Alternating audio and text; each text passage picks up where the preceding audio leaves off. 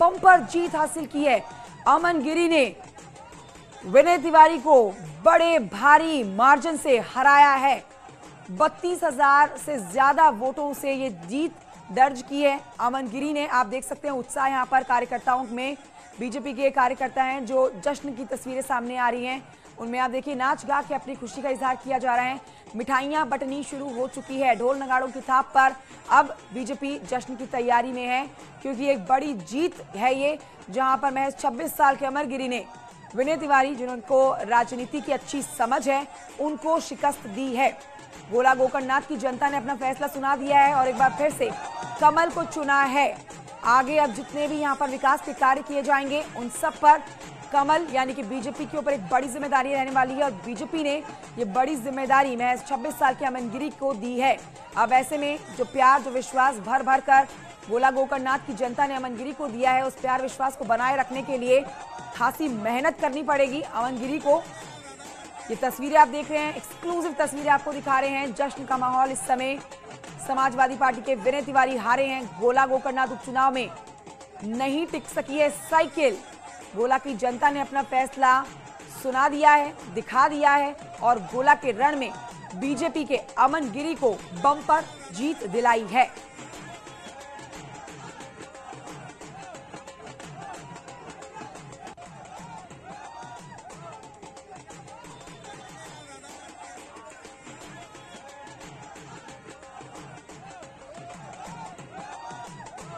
तो संकेत हमारे साथ लगातार बने हुए हैं। इस खबर पर लाइव सीधे रुख करते हैं ग्राउंड जीरो की तरफ, जहां से संकेत लाइव हैं। संकेत, तस्वीरें हम दिखा रहे हैं इस समय, जश्न की तस्वीरें सामने आ रही हैं। मिठाइयां बंटनी शुरू हो चुकी होगी।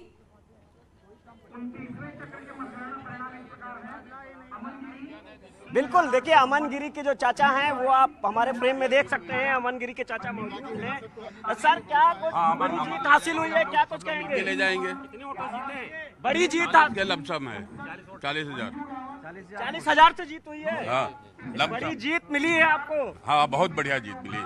सब लोगों की जीत है। हम हमारे जितने भी गोला विधानसभा के प्रत्याशी हैं, सबकी जीत है। तो ये हमारे साथ में हम आपको दिखाएंगे, इनसे हम बात करते हैं। ये अमन गिरी के चाचा हैं, परिवार के सदस्य हैं और लगातार अरविंद गिरी के साथ में ये तमाम चुनावी कार्यक्रमों में साथ रहे। क्या अजय गिरी, ये बताइए अजय जी की कितनी बड़ी जीत मानते हैं आप इसको, क्योंकि बहुत ज्यादा दांव लगा था समाजवादी पार्टी और बीजेपी से? ये तो जनता की जीत है। जनता ने अरविंद भैया पे भरोसा जताया था, उसी हिसाब से जीत हुई है और बहुत बहुत सबको धन्यवाद देते हैं। जनता ने सच्ची श्रद्धांजलि। ये अरविंद गिरी के भाई और अमन गिरी के चाचा हैं। इनका कहना है कि ये जनता की जीत है और आप देख सकते हैं ये तमाम जो लोग हैं वो निकल रहे हैं। अब मतगणना खत्म हो चुकी है। तमाम जो मतगणना के दौरान जो दूसरे और भी प्रत्याशी थे, विनय तिवारी को आप हमारे कैमरे में देख सकते हैं। विनय तिवारी हैं, हम इनसे बात करते हैं। और न्यूज़ 18 पर सबसे पहले विनय तिवारी हम बताते हैं। सर, ये बड़े अंतर से हार हुई है। जो जनता का जनादेश है उसे स्वीकार है। सर, क्या लग रहा है वो मुद्दे, सभी जो मुद्दे उठाए थे समाजवादी पार्टी ने, वो मुद्दे असर नहीं कर पाए? जो जनता का जनादेश है वो स्वीकार है। अखिलेश यादव भी नहीं आए सर चुनाव प्रचार में। इस तरह से तमाम तरह, क्या कहीं ना कहीं मनोबल डाउन था? नहीं, कोई मनोबल डाउन नहीं था। जो जनता का जनादेश है आपको पूरा भरोसा था, तो इस बार फिर क्या हो गया? जो परिणाम है वो सामने है। क्या सरकार, क्या बात कर रहे हैं? सरकार चुनाव लड़ रही थी, सरकार भारतीय जनता पार्टी। क्या कहना है? पूरी तरीके से सरकार चुनाव लड़ रही थी। 40-40 मंत्री यहाँ डेरा जमाए हुए थे, तो ये सरकार चुनाव लड़ रही थी और समाजवादी पार्टी के नेता यहाँ चुनाव लड़ रहे थे, जो कार्यकर्ता लड़ रहे थे। तो जो भी सर, आपकी पार्टी के भी तो तमाम 39 स्टार प्रचारक यहाँ पे थे। विनय जी, जिस तरीके से बड़े नेता की कमी खली आपको की थी, लगातार शुरुआत से कहा जा रहा था कि वोटों को लेकर वोटिंग नहीं डालने दिया जा रहा है, तो आपको लग रहा है कि निष्पक्ष हुआ पूरी तरीके से? इसकी समीक्षा जब की जाएगी आप इसकी समीक्षा करने के बाद ही हम आपको बताएंगे। आपको लग रहा था जो मार्जिन आया है काफी ज्यादा, क्योंकि उनके जो फादर को मिला था वो 29,000 और अब करीब 30-32,000 पर मार्जिन जा रहा है, तो आपको लग रहा है ये बड़ा मार्जिन है जीत का? जीत का मार्जिन है ही, और जो जनता ने जनादेश दिया है उसका हम लोग स्वीकार करते हैं। जो मुद्दे थे वो मुद्दे जो किसानों के, जो क्योंकि तराई क्षेत्र आता है यहाँ पर, समझ लीजिए गन्ना किसानों के मुद्दे थे, वो आपको लगता है कि भारी नहीं पड़े? क्या कहेंगे? हमने एक बात बता दी, जो जनता ने जनादेश दिया है वो हम लोगों को स्वीकार्य है। क्या लगता है आपको जो हार हुई है? ये विनय तिवारी, ये समाजवादी पार्टी के प्रत्याशी थे। इनका सीधे तौर पर कहना है कि जो मुद्दे थे उन मुद्दों को हमने उठाया, लेकिन जनता ने का भरोसा हम नहीं जीत पाए और कहीं ना कहीं भारतीय जनता पार्टी के पक्ष में वो वोट गया। ये विनय तिवारी का कहना है। ठीक है, संकेत बने रहिए मेरे साथ। राघवेंद्र सिंह जी हैं हमारे साथ, जो कि बीजेपी के प्रवक्ता हैं, साथ ही हमारे साथ समाजवादी पार्टी के प्रवक्ता भी हैं।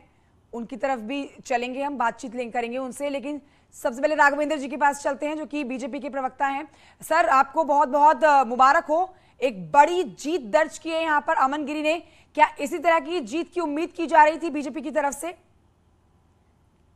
निश्चित रूप से मैडम, इसमें कोई भी अतिशयोक्ति नहीं है। भारतीय जनता पार्टी इसी प्रकार की संभावनाएं लगाए बैठी थी कि हमें अप्रत्याशित जीत मिलेगी। कारण है इसके पीछे, हम लोग योजनाबद्ध तरीके से काम करते हैं। हमारी जब सरकार बनी, हम लोग समाज में बने रहे, हम लोगों ने ईमानदारी से काम किया। योगी पार्ट 1 में जनता की सेवा की, योगी पार्ट 2 में उसका हमें परिणाम मिला। ये बताइए मैडम, ये जनता जो है डबल इंजन की गाड़ी में बैठना पसंद करेगी या बिना इंजन वाली गाड़ी में? विनय तिवारी अभी हमारे चैनल पर बात कर रहे थे, तो उन्होंने कहा कि ये चुनाव जो है अमन गिरी ने नहीं लड़ा, बल्कि बीजेपी पूरी सरकार ने लड़ा है। हर एक बड़ा चेहरा जो है वो बीते कुछ दिनों में यहाँ पर देखा गया। 40 स्टार प्रचारक देखे गए, जिसमें मुख्यमंत्री योगी आदित्यनाथ सबसे ऊपर थे। ऐसा नहीं होता है। जनता के मन में अगर जहां वोट देने को होती है, जनता वहीं वोट करती है।